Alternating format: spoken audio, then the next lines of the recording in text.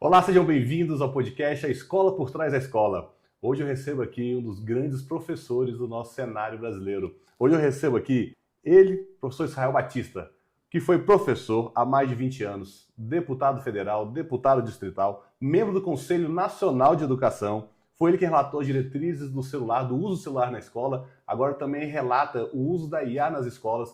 Professor, é um prazer ter você aqui. Vai ser um bate-papo incrível, contando um pouquinho sobre a IA, sobre os celulares na escola, sobre as políticas públicas, sobre o que o Conselho tem feito e com a sua visão para a educação brasileira. Seja bem-vindo, professor.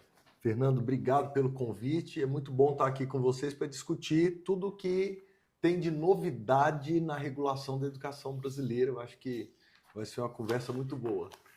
Professor Israel, antes da gente começar aqui a falar de educação, me conta um pouquinho da sua história. Lá começou em Anápolis, virou professor, virou deputado, mas o que fez você sair de Anápolis e virar professor? Cara, eu nasci em Brasília, passei a infância em Anápolis, voltei para Brasília aos 14 e a partir daí eu já comecei com uma luta, que era entrar na universidade. Família muito simples, chegamos em Brasília com a mão na frente e outra atrás, né? Fomos morar na Samambaia e a minha grande jornada foi para entrar na universidade. Mas quando eu entrei na universidade, com todas as dificuldades que alguém pobre, né, alguém de Samambaia tinha para isso, a gente começou outra luta. A universidade nos anos 2000 era extremamente elitista, né? E aí os alunos carentes, os alunos que não tinham as mesmas condições dos colegas, era uma minoria muito restrita. E a gente tinha que brigar por tudo, né? Brigar por alimentação, brigar para ter ônibus no campus universitário, brigar para ter luz no campus. Então, eram lutas muito cotidianas. E por isso, eu passei a ajudar uma organização, ajudei a estruturar essa organização, que era a Associação dos Alunos de Baixa Renda. Essa organização começou a fazer uma luta pelos direitos estudantis, e assim nasce toda a assistência estudantil que a UNB tem hoje, né? Então, hoje a UNB é uma das universidades com a mais estruturada assistência estudantil do país, né? Existem ali conquistas que são da minha época. Por exemplo, o almoço no RU, o jantar no RU, na época a 50 centavos, hoje, se não me engano, R$2, né? A iluminação até a L2, o ônibus 110 regular, passando ali em todos os horários, conforme cronograma. Então, foi uma luta muito prática, mas, num dado momento, nós percebemos que nós precisávamos ter mais representação na universidade. A gente precisava ter mais pobres estudando, gente de escola pública, né? E assim nós entramos em 3 lutas. A primeira luta pelas cotas para escolas públicas, a segunda luta pelas cotas raciais e a terceira luta pelos cursinhos populares. E assim nasce o pré-UNB, que se torna o ALUB, que se torna a maior escola do Distrito Federal e da qual decorrem diversos programas sociais, como o Bora Vencer, que hoje é um dos maiores do país em formação de cursinhos sociais.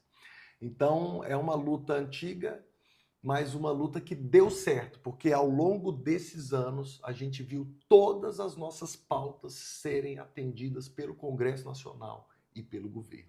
Então a gente pode falar ali que a vocação de professor, sim, junto com a da luta por direitos, perfeito, nasceram juntas ali. Elas nasceram juntas. Nasceram misturadas dentro do campo universitário. Exatamente. E servindo e ajudando. Servindo. Exatamente. Muito bom.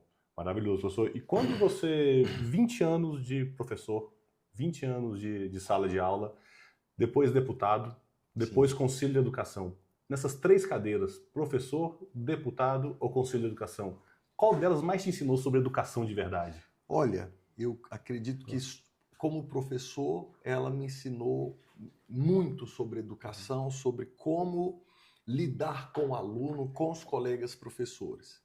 Então foi um grande aprendizado para mim, né? Ser professor ajuda muito a entender a realidade da escola, né? Você faz parte dessa realidade. Mas ser professor te dá uma dimensão da sua realidade escolar. né? E aí, então, ser deputado me deu outra dimensão, que é a dimensão das lutas que o Brasil precisa fazer em prol da educação. Então, é um país imenso, é um país desigual, é um país em que cada estudante enfrenta uma jornada diferente até a escola, e ser deputado me deu essa dimensão, por exemplo, quando eu fiz a luta pelo novo Fundeb, né? Fui articulador, tive a honra de presidir a sessão de aprovação do novo Fundeb, e aí é outra coisa, porque quando você é professor, você tem a dimensão da sua sala de aula. Quando você se torna presidente da bancada da educação no Congresso Nacional, liderando os senadores e os deputados que lidam com esse assunto, né, você entende o que significa um fundo que vai pagar 80% dos salários das professoras brasileiras. É outra coisa, né? Você entende por que é necessário fazer uma política nacional de educação digital. Eu relatei essa política e, como professor na sala de aula, eu não consegui alcançar essa importância porque eu tinha uma visão do meu universo de alunos, do meu universo de colegas professores. E eles, por exemplo, não tinham dificuldade em conferir uma notícia falsa, uma fake news. Mas no Brasil isso era epidêmico e no mundo é epidêmico, né? Aí, como deputado, eu entendi o que a Organização Mundial de Saúde queria dizer quando ela falava existe uma crise de infodemia e essa é a pior ameaça à saúde global da próxima década. Aí você entende. Como professor, não consegui entender. Como deputado, sim. E aí, quando eu vou para o Conselho Nacional, é outra dimensão, que é a dimensão de criar normativas, diretrizes para atender a lei, né, que valham para uma escola ribeirinha no Amazonas e para uma escola de periferia na periferia de Brasília. É totalmente diferente, mas as diretrizes nacionais têm que atender às duas realidades. E como Brasil, né, nós não temos só duas realidades. Nós temos uma realidade continental gigantesca, com uma disparidade social gigante. E aí quem me dá a dimensão disso é o Conselho, né? Quando eu aprovo as diretrizes para a proibição dos celulares, eu tenho pleno contato com essa imensidão do Brasil, porque quando a lei sai, né, tá proibido celular nas escolas. O Palácio do Planalto, o presidente Lula fala, mas vão achar que a gente é contra a tecnologia. O que a gente faz? Faz as diretrizes para mostrar para a sociedade que não é isso, né? Eu vou fazer as diretrizes. E aí eu percebo que quando eu falo que o celular está proibido, o adolescente fica chateado e a professora fica desesperada porque ela dá aula numa escola de periferia, ela vai ter que recolher o celular do aluno se eu não der diretrizes para protegê-la. Então, é aí que o Conselho entra. O Conselho, ele compreende a complexidade e abraça essa complexidade. Nós não temos medo do que é complexo, né? A gente vai entregar uma normativa que atenda à diversidade brasileira. Você tocou num ponto que eu acho que esse é um dos desafios que a gente mais lida ajudando escolas no dia a dia. E principalmente ajudando escolas que querem crescer, têm potencial, têm vocação para crescer, mas não estão crescendo por conta dessa complexidade.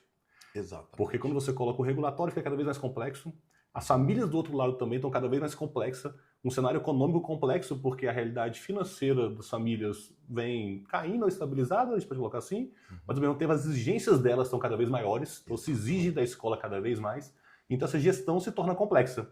Então a escola também, como gestora, absorver toda essa complexidade e transmitir isso de forma simples para a formação do professor, para que ele compreenda, igual você falou, você já viveu as duas cadeiras, você falou, e eu quando estava lá eu não entendia. Se você olhar para o gestor agora, você que é gestor, que escuta a gente, está aí no carro agora com a cadernetinha na mão, o professor saiu agora, o que você poderia falar para um gestor que está agora saindo de manhã, escutou o podcast na academia, está indo para a escola, e ele tem essa dificuldade, ele fala, meus professores não entendem, os professores acham que é uma coisa a mais, que a dificuldade a mais, está muito complicado, está muito complexo, uma coisa a mais, um peso a mais, uma coisa a mais para fazer. Que sugestão você daria para esse gestor na ponta ali? Sugestão simples, objetiva e clara. Abra os guias que nós produzimos após as diretrizes para cada assunto.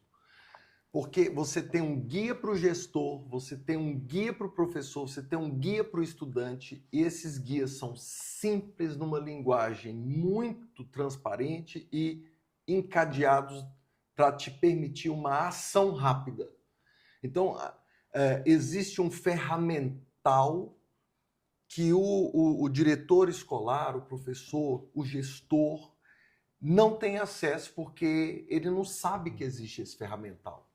Então, você quer implementar as diretrizes do uso de celulares nas escolas? Você entra no site do MEC, você clica diretrizes para celulares nas escolas e vai aparecer para você um guia, você baixa o PDF e isso é muito mais simples do que parece, porque realmente as diretrizes são complexas, porque elas são algo da linguagem do direito, né? Então, o conselho faz as diretrizes, mas nós, conselheiros, nós somos 24 do Brasil inteiro, representamos o país todo, né? 24 conselheiros, é como se fosse um mini parlamento ali, né? E esses 24 conselheiros, eles têm que se adaptar à linguagem jurídica, à linguagem normativa. Mas a maioria é professor. Então a gente olha aquilo e a gente fala, se eu tivesse em sala de aula eu não ia entender isso bem, não. Para um juiz, para uma disputa judicial, está perfeitamente compreensível, né? Mas para a sala de aula não. Então a gente já produz, junto com o Ministério da Educação, o guia. Então eu diria para você, olha, sai das diretrizes, sabe? E já vai para o guia daquelas diretrizes ali. Se você tem isso à disposição, facilita demais a nossa vida, porque realmente nós do Conselho Nacional compreendemos o quanto é difícil para um gestor implementar novas diretrizes que surgem ano a ano e que vão regulando e que vão tornando a anterior ultrapassada e vencendo as etapas anteriores. Então, é um processo constante de evolução. E isso sobrecarrega o professor, porque ele não sabe muito bem como implementar.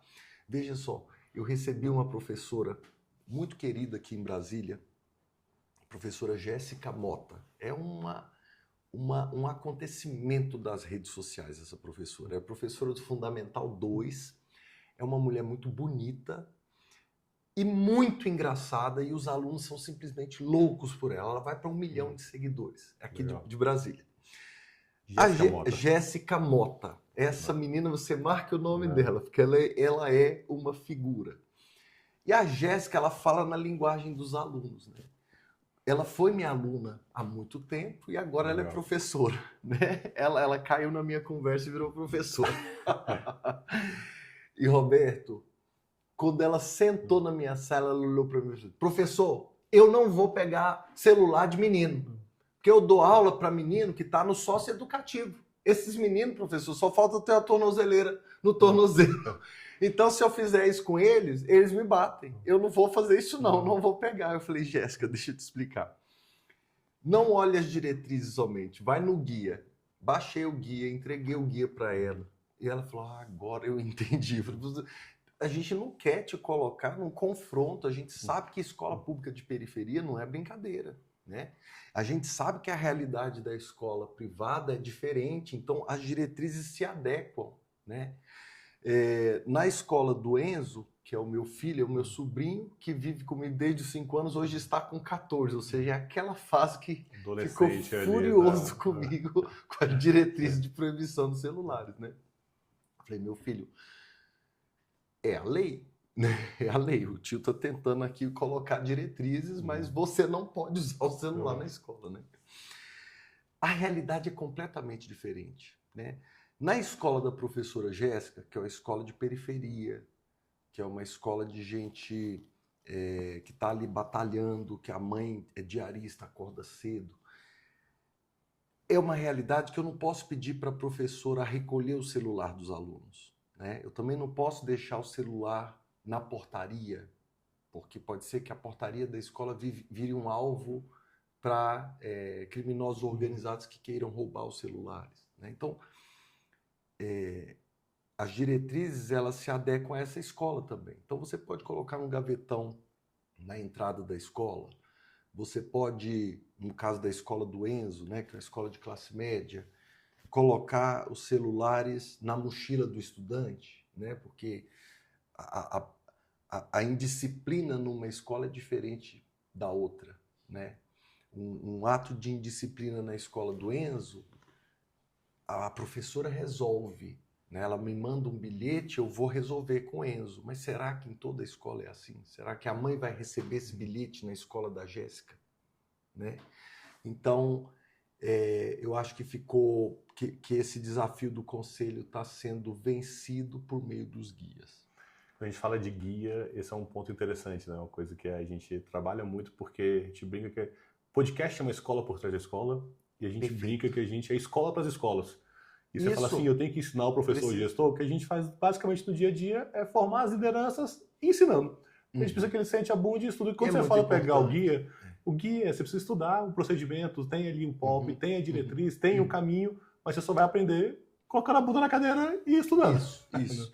E a gente toma o cuidado, né? Os técnicos do Ministério são muito competentes, eles tomam o cuidado de fazer tudo isso numa linguagem que seja inteligível, né? Acessível. Quer dizer, o gestor não vai precisar ficar ali, meu Deus, que linguagem mais rebuscada, né? Não vai precisar disso. Algo prático no dia a dia. Algo prático, exatamente. Professor Israel, me conta uma coisa. Quando você fala ali dos celulares, de toda essa transformação, igual você falou, eu tive resistência da diretora, do Enzo, da professora, eu tive resistência de todo mundo. Então, na prática, ninguém estava satisfeito, ninguém estava entendendo. Qual que é a essência por trás? O que a gente queria proteger? O que a gente queria mudar? Qual que era a essência do que a gente está aguardando ali, de fato? Primeira coisa que a gente queria proteger era a relação pedagógica entre professor e aluno, que estava muito desgastada. Nós fomos deixando os smartphones entrarem nas escolas de maneira despropositada. Eles foram entrando porque era prático para as famílias, porque queriam mandar o WhatsApp, fazer um Pix, né? E aí eles entraram e, ao invés de trazerem todo o seu potencial de aprendizagem, eles trouxeram só os efeitos negativos. Então, o que ficou para a escola? Ficou a desatenção causada pelas redes sociais. Ficou a interrupção de aula causada pelo WhatsApp. Ficou para a escola o excesso de telas, né? O excesso de telas que comprovadamente está em todos os nossos estudos, né? Tem aumentado o índice de depressão ou ansiedade nos estudantes, né? O Brasil tem adolescentes que usam tela 6 horas por dia. É muita coisa, né? Bem, então só deixou o que era ruim, não deixou o que era bom. Quando veio a lei, o presidente Lula foi muito claro. Nós precisamos fazer um freio de arrumação. Tem que ter um freio de arrumação porque isso está incontrolável, né? Depois do freio de arrumação vieram as diretrizes. E aí qual foi a orientação que nós recebemos, né? Nas diretrizes a gente quer mostrar que a tecnologia é boa desde que haja intencionalidade pedagógica. Então o que norteia o nosso trabalho é isso. Pode celular na escola? Pode, desde que haja uma intenção pedagógica. Desde que haja uma orientação clara da professora e que haja uma ordem dela para que se faça o uso. Tem que ter intencionalidade. Tem que ter intencionalidade. Então, com essa proibição, o que a gente espera? Primeiro, diminuir o tempo de tela diário do estudante. A realidade é que eu consigo controlar o tempo de tela do Enzo, né? Mas uma mãe que faz diária o dia inteiro não consegue. Então, pelo menos na escola, a gente libera, né? Então, diminuição do tempo de tela. Segundo, diminuição do impacto psicológico que as telas têm sobre esses estudantes. Nós precisamos que eles estejam preparados para este mundo e não simplesmente expostos a esse mundo. Se eles serão expostos, a escola precisa preparar. Por isso, a gente não fez apenas diretrizes para a proibição dos celulares. A gente fez, junto com elas, as diretrizes curriculares nacionais para a educação digital e midiática. Uma garota preta, de periferia, que segue uma influencer loura, de classe média alta, ela está exposta a um risco de saúde mental muito alto se ela não entender que o que aparece no TikTok é um recorte da vida, que quem vê close não vê corre, e a internet só mostra o close, né? O menino vai cair nas garras da Beth, porque ele não compreende que aquilo é um cassino, é uma empresa que tem fins lucrativos e que lucra a partir do momento que ele perde. A escola vai ter que trazer isso.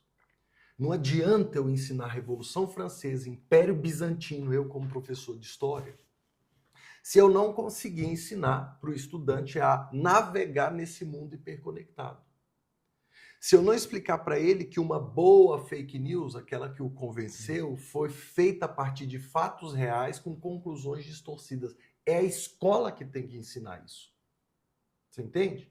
Então, a preocupação do Conselho Nacional de Educação é em deixar para o Brasil um legado de ensino apto para gerar cidadãos capazes de viver nesse mundo que a gente está vivendo. E, professor, quando a gente fala que você tocou muito em... A norma fala muito em celular, né? Só que hoje a gente vive essa conectividade de uma forma de software, hardware, né? Então, por exemplo, aqui, eu estou te filmando com um óculos maravilhoso. Óculos de ar. Sim. O relógio tem conectividade com 3G o tempo todo, sim, com 5G. Tem o cloud gravando aqui do lado. Sim. Então, ou seja, tem IA, tem hardware, tem conexão o tempo inteiro. Impressionante. Então, não é somente o celular, né? Não é, é a hiperconectividade, né? Está em tudo a conexão. A nossa TV agora é ligada à internet. E esse é o mesmo raciocínio que a gente está levando para a IA? Vai sair a normativa de IA, vai sair a regulação da IA. Intencionalidade pedagógica, é o mesmo raciocínio. Conta um pouquinho para a gente do cheiro, do que está saindo na discussão agora da IA. Nós do Conselho temos duas preocupações, né? Evitar o tecnofetichismo, que é aquela falsa ideia de que a IA vai mudar o mundo para melhor automaticamente, né? Que ela é inevitável, que é um caminho sem volta, né? Então, tecnofetichismo não.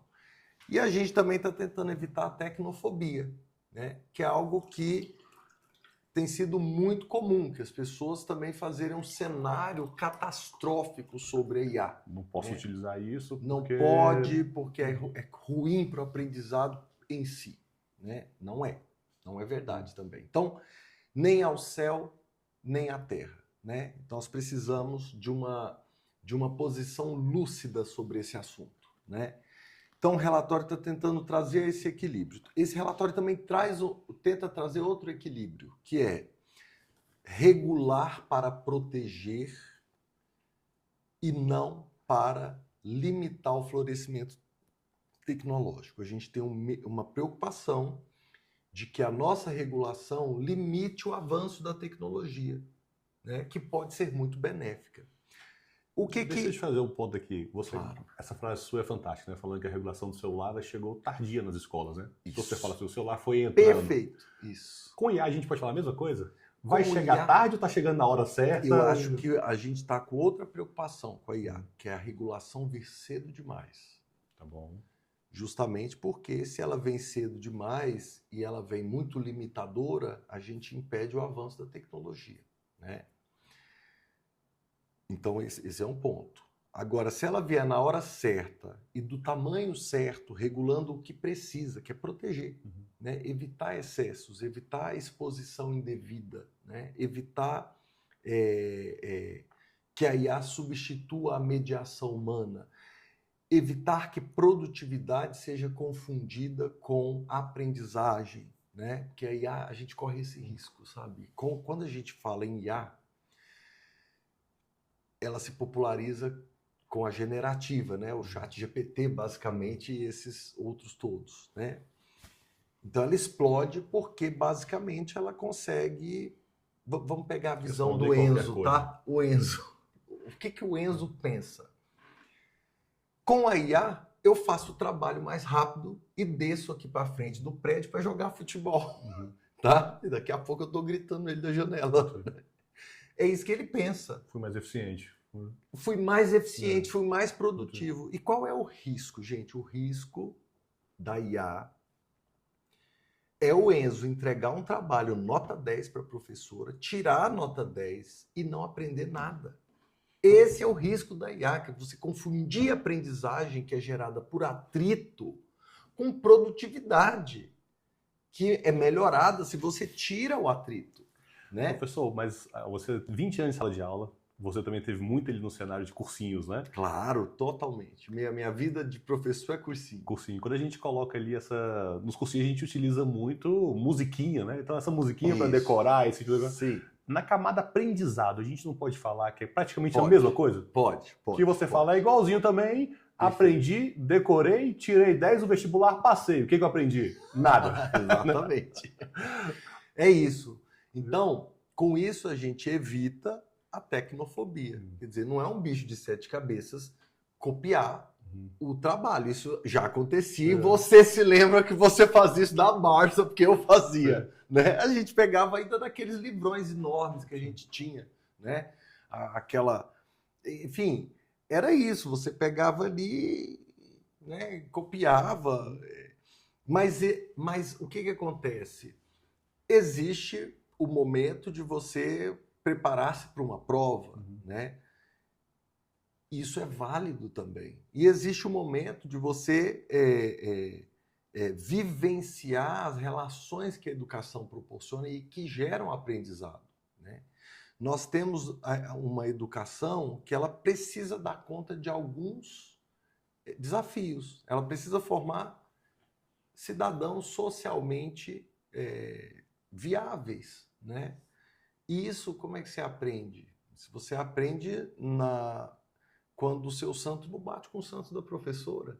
Aí você aprende, né, a ser cidadão, porque você vai ter ali um conflito e vai aprender na escola a mediar esse conflito, né? Quando você tem uma desavença com o colega, ou quando você trabalha em grupo e sai com resultado bom e aprende que aquilo é importante, né? Quer dizer, eu costumo brincar que até a parede da escola ensina, né? A parede de uma escola infantil alfabetiza. Tá lá aqueles desenhos que as professoras põem, os pedagogos, aquilo ali, tudo, né? Na escola ajuda na aprendizagem, né? Inclusive os conflitos, sabe? O que a gente não pode é desconsiderar que o estudante precisa aprender também a ser produtivo, né? Produtividade é importante também, né? A gente não pode desconsiderar que ele precisa ter atrito, a gente não pode desconsiderar que entregar um trabalho feito por ele, né, com apoio da IA, vai se tornar inevitável e nós vamos ter que achar fórmulas de evitar que ele simplesmente se apoie na IA de maneira acrítica, né? Então, vejo tanto que há uma complexidade nessa regulação, tanto que foi mais fácil para mim fazer as diretrizes para o uso de celulares nas escolas do que fazer as diretrizes para IA, que eu ainda não terminei. O outro relator, que é o Celso Nisquet, que é para ensino superior, também está ali.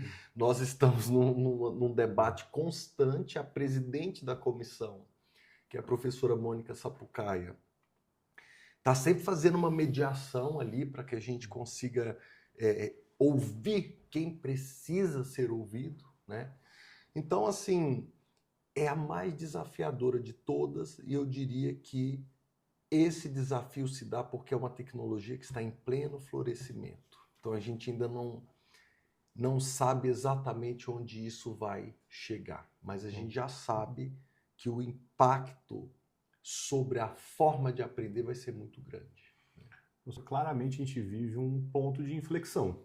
Com certeza. A humanidade está mudando, o aprendizado está mudando, as escolas estão mudando, mas tem algumas coisas que não mudam, né? Você falou, dentro da escola tudo comunica, tudo ensina, né? É isso. E nessa camada que tudo comunica e ensina, a missão primária da escola é formar os futuros profissionais, futuros cidadãos.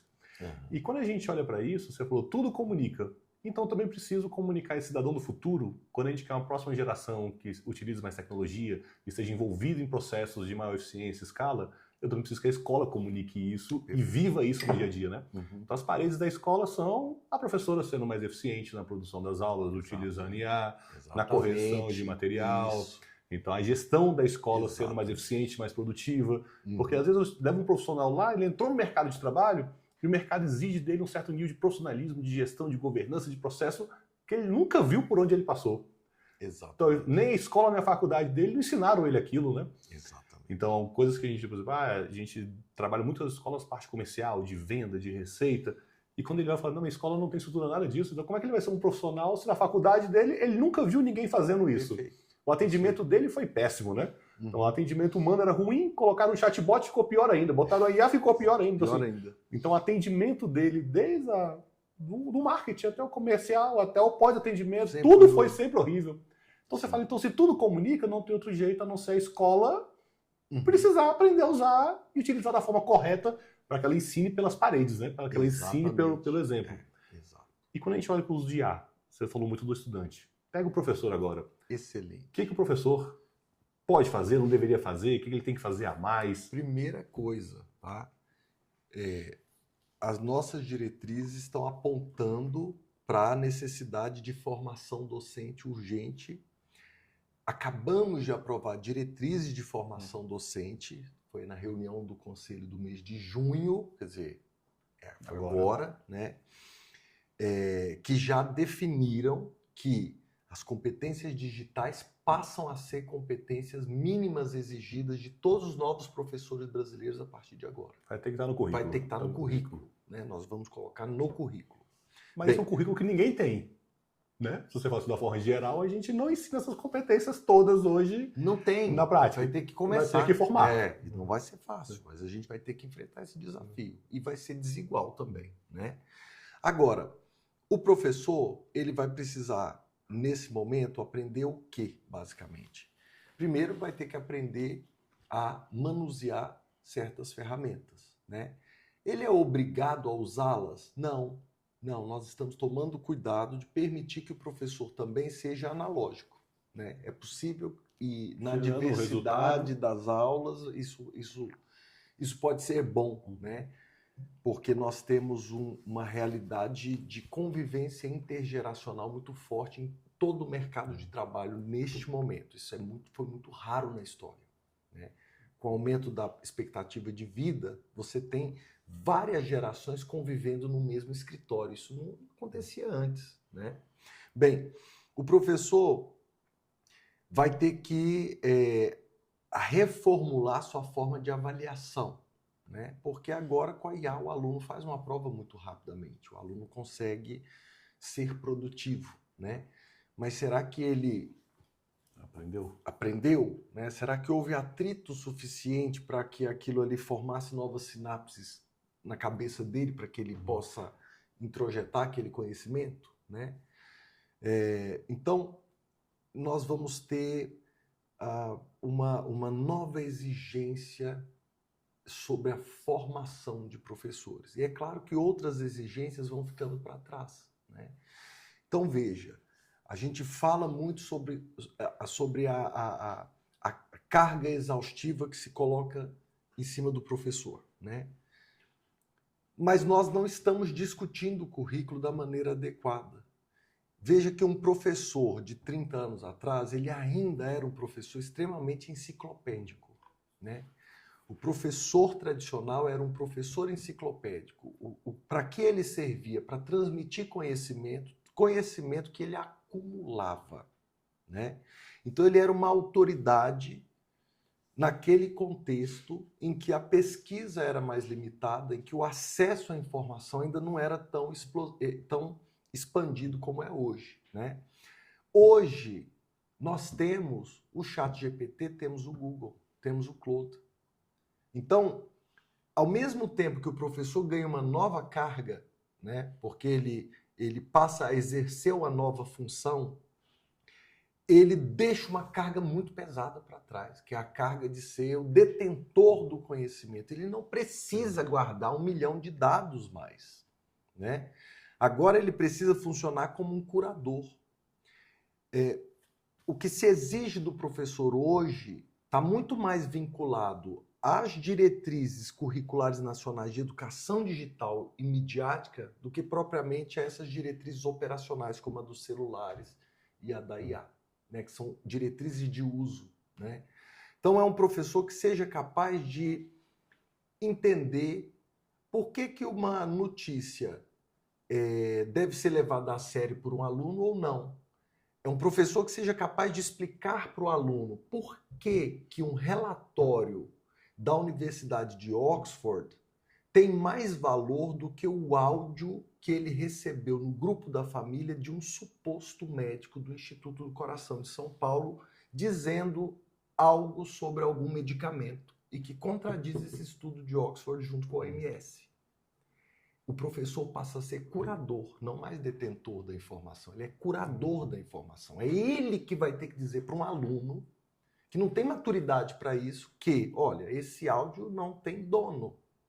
Esse relatório de 15 mil páginas foi feito por Oxford, uma universidade que tem 1000 anos de idade, 33 prêmios Nobel e é a criadora dos antibióticos em nível industrial. Se o professor não disser isso, ou seja, se ele não for o curador nesse oceano de informações, muitas delas falsas, nós falhamos em promover educação digital e midiática.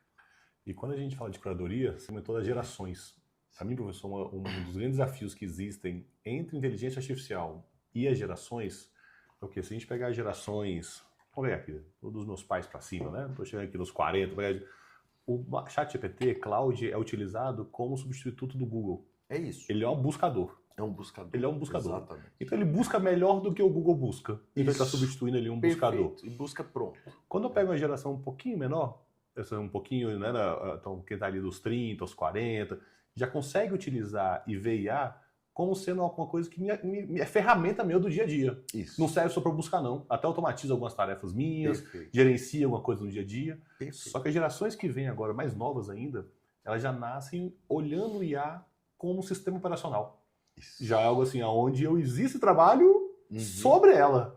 Exatamente. Então, ou seja, ela já está na base. Então, essa diferença até de entendimento de como vai ser, então, gerações mais velhas não conseguem nem entender como seria utilizar um cloud ou IA, o próximo ponto de inflexão, ele ali sendo com um sistema operacional. Ele é um Windows no computador. Então, você fala, ele serve para rodar a base, mas o que eu vou fazer daqui para frente sou eu que construo, né?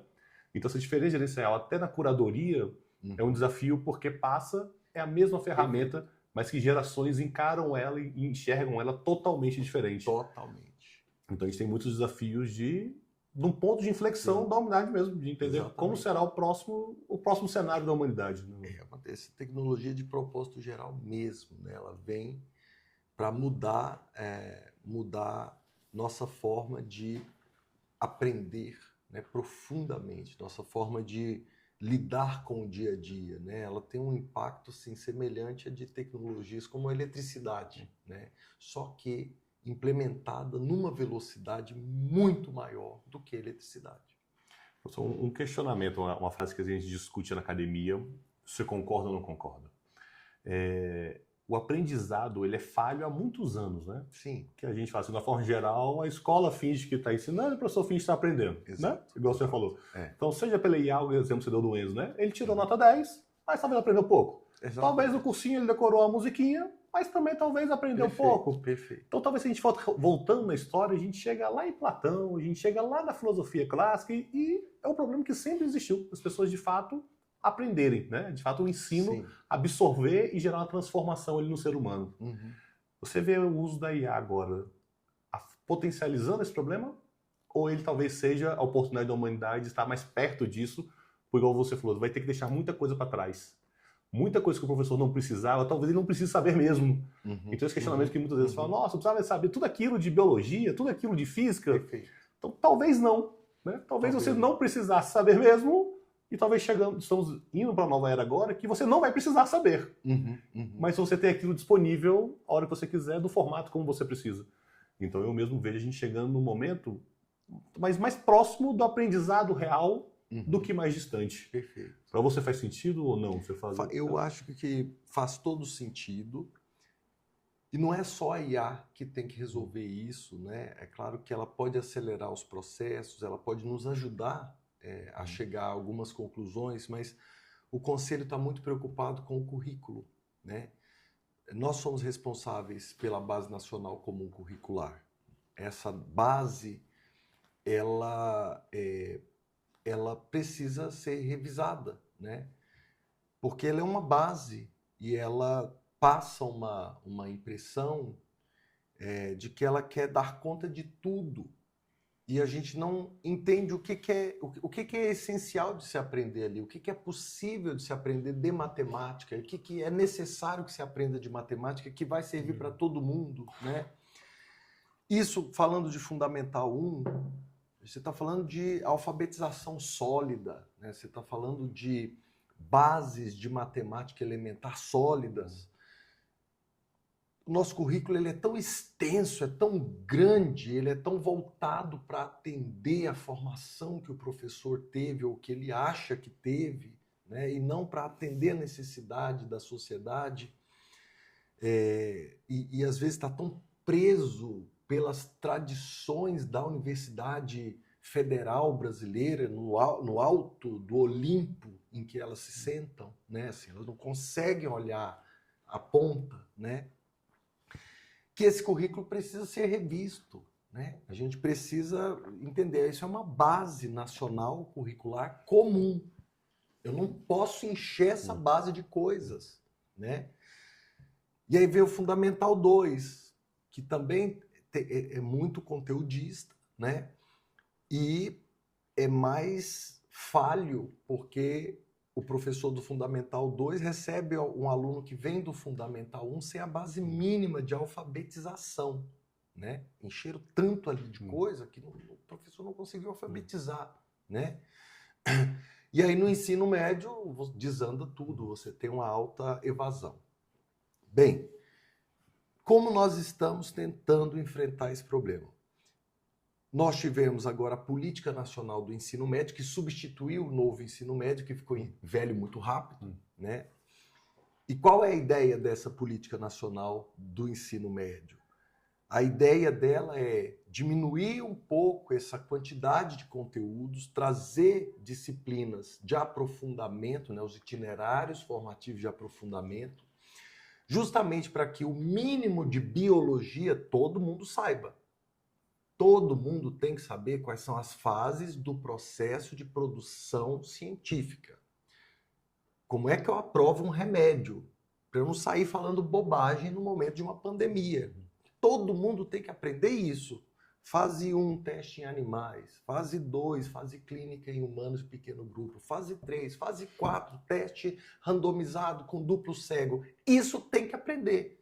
Porque senão, quando você vai tentar aplicar uma vacina na sociedade, você tem uma campanha anti-vax gigante e a Organização Mundial da Saúde é obrigada a declarar que as campanhas anti-vacinação são o pior risco à saúde mundial da próxima década. E, de fato, tem gente morrendo de sarampo nos Estados Unidos. Tá de brincadeira, Zé? Falhamos. Falhamos porque a gente está ensinando briófitas e pteridófitas.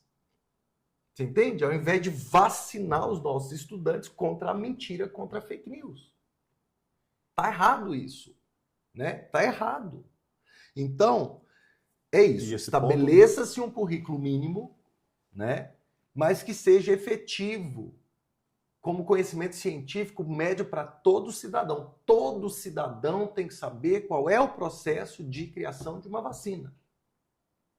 Todo ele tem que saber. Né? Todos eles têm que saber por que, apesar de efeitos colaterais perigosos de uma vacina, ainda assim é mais arriscado não se vacinar.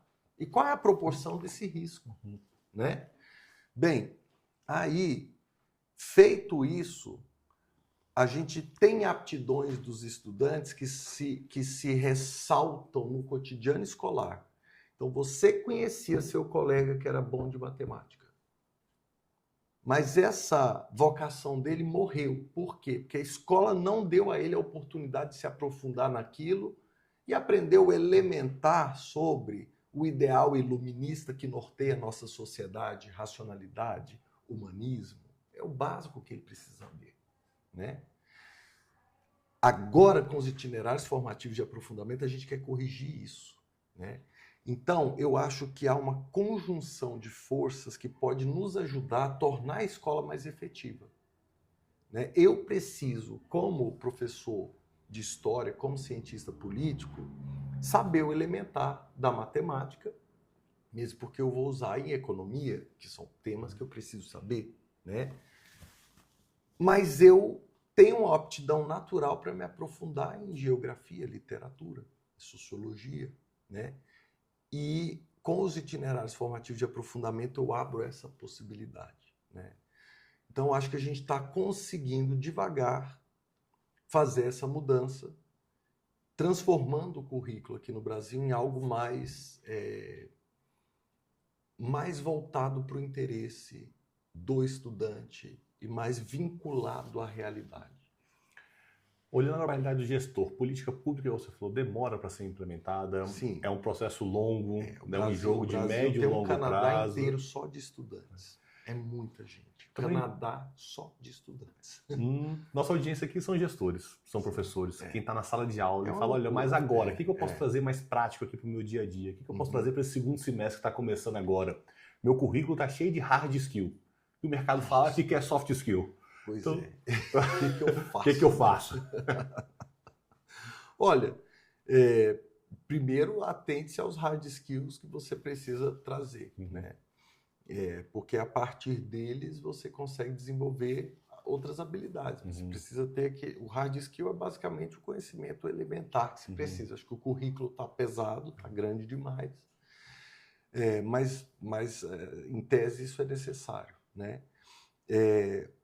Hoje, eu acho que a gente, para ensino médio, tem que aproveitar essas 600 horas do itinerário formativo de aprofundamento, né, para desenvolver aptidões nas 4 áreas, mas usando esses soft skills. Eu sei que é muito difícil para um professor fazer isso na formação geral básica, né? Eu diria que, na prática, sobre as diretrizes de educação digital e midiática, compensa você criar grupos de checagem de fatos. Isso tem sido um sucesso no Brasil todo, né? Os estudantes adoram dar uma de detetives para saber que notícia é falsa, que notícia é verdadeira, qual é o grau de sofisticação de uma fake news, de uma deepfake, né? Nas áreas de ciências, eu tenho visto muita gente fazer grupos de robótica, grupos de aeroespacial, grupos de formação de satélites. Esses dias eu visitei uma empresa que está fazendo isso com escolas, achei genial, ganharam vários prêmios e tem satélites em órbita de estudantes de ensino médio, né? Achei isso incrível.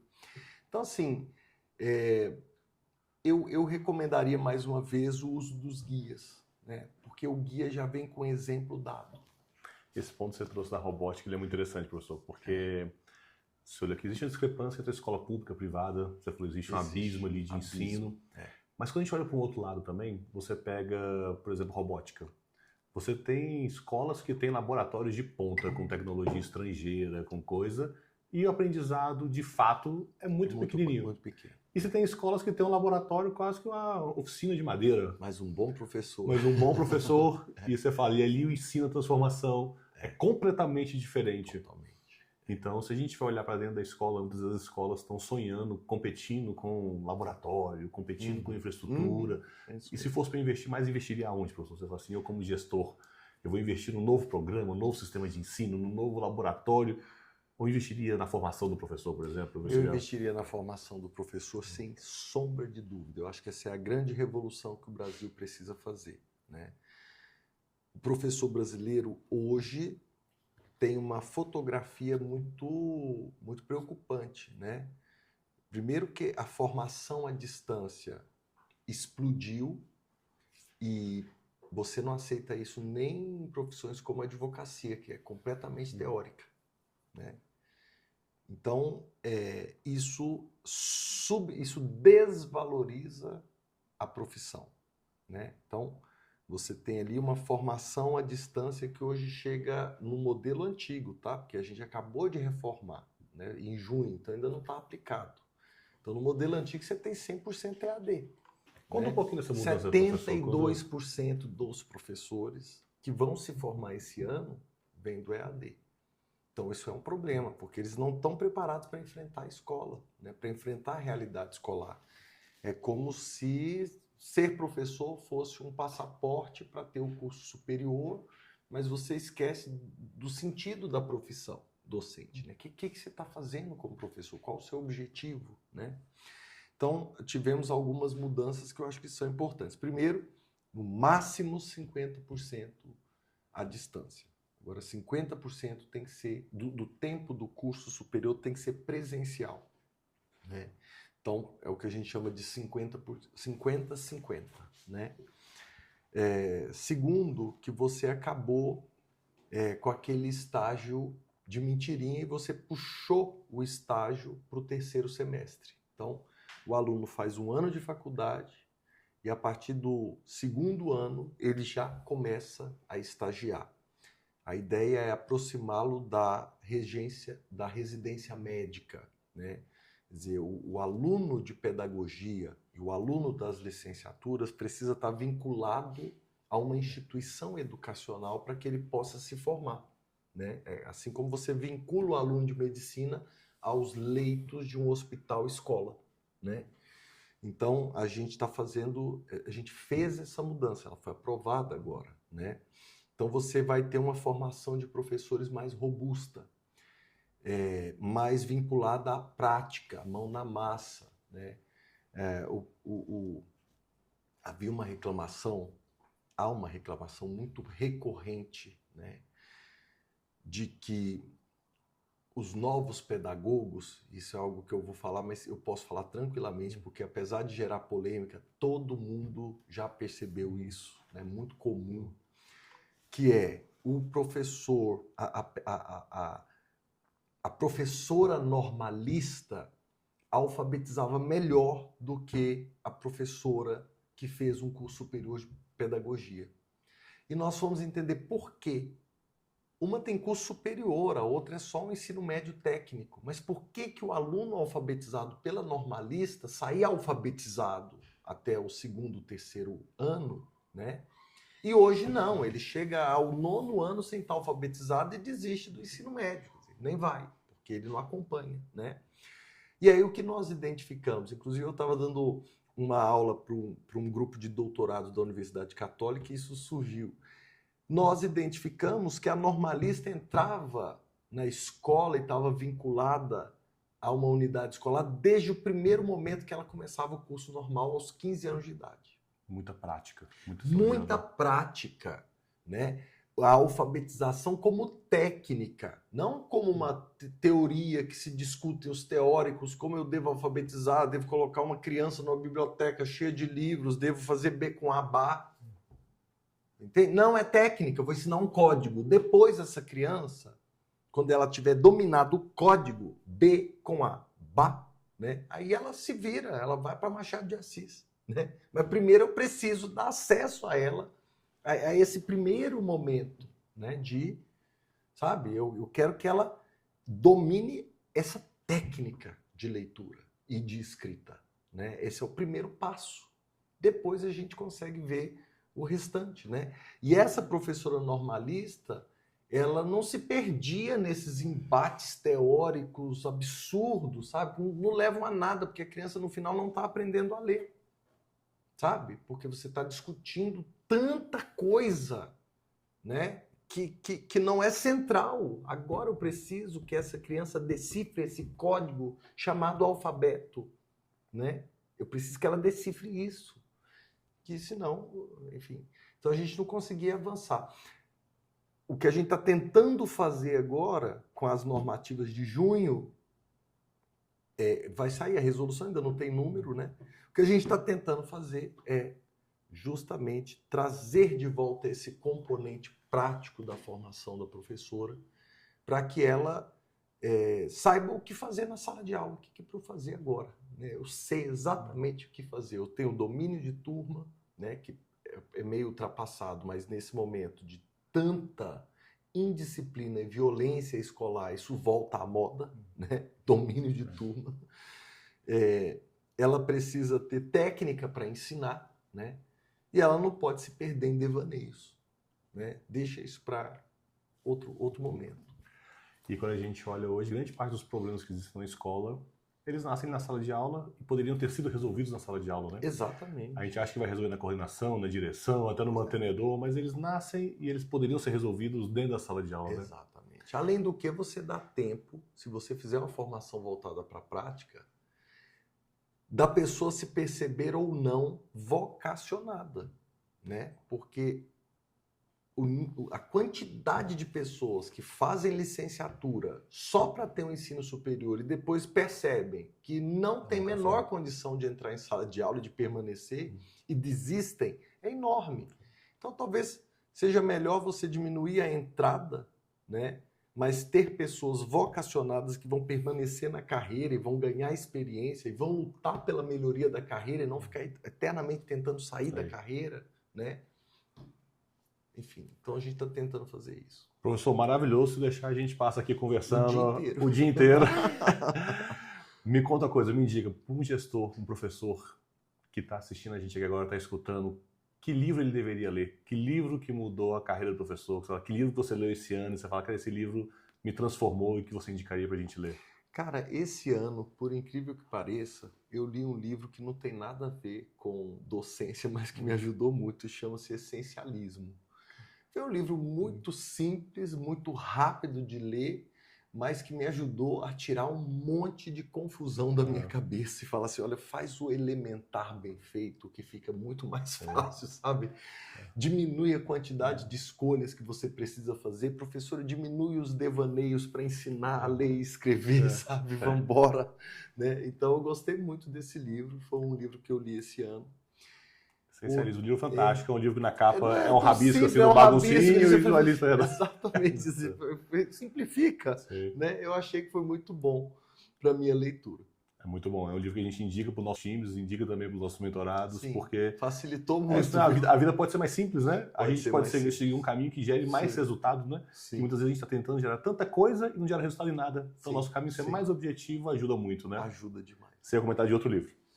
Eu ia comentar do livro do Celso Nisquier, que é Inteligência Artificial na Educação. Ele é o correlator das diretrizes para inteligência artificial. Eu sou o relator para a educação básica, ele é para superior e a gente trabalha juntos, né? E que é um bom livro para gestores, principalmente. Muito bom. Professor, como é que as pessoas te encontram, como te acompanha? Muito fácil me acompanhar para quem quer entender mais sobre filhos e tecnologia. O meu Instagram é @Prof. Israel, tem vídeos assim super simples em que eu pego todas essas diretrizes e mastigo, né? Deixo elas completamente fáceis de se implementar na escola, na sala de aula e na sua casa, tá? Então, @Prof. Israel, tudo junto, Prof. Israel. Muito bom. Um recado final para quem você falou, tem muito professor querendo desistir, tem muito gestor querendo desistir, tem muito dono de escola que desde a pandemia não recuperou, onde o aluno está querendo desistir. Para quem está querendo desistir da educação, né? Nesse momento agora, manda uma mensagem final. A mensagem é que a educação sempre compensa e ao invés de você desistir, que tal você tentar melhorar o seu método, melhorar a sua gestão, né? Aprendendo isso profissionalmente. Eu tenho certeza que o que nos faz desistir, muitas vezes, é essa sensação de que a gente está se doando, de que a gente é sempre herói, tem que sustentar, tem que bancar essa imagem de herói, mas nós não somos heróis, nós somos profissionais, e um profissional precisa se aperfeiçoar, precisa se profissionalizar constantemente, porque aí fica mais fácil de levar essa carga nas costas. Prazer te receber aqui. Obrigado por estar no podcast, A Escola por Trás da Escola. Você que é gestor que acompanha a gente, vários insights. Pega o caderninho, se não anotou, pega e volta. Vários insights essenciais. O professor comentou muito aqui sobre essencialismo, né? Porque como a gente volta para fazer aquele mínimo que gera resultado, né? E como que no meio dessa confusão, com IA, celular, normativo, um monte de coisa, a gente consegue estar focado na educação, no aprendizado dos nossos alunos, né? Porque a educação vai transformar o mundo e a gente precisa de professores e gestores mais fortes, mais centrados. Sucesso na sua missão, sucesso no futuro. Obrigado. Um 2026 incrível pra gente, cheio de resultado. E vamos junto. Valeu. Obrigado. Tchau, tchau, gente.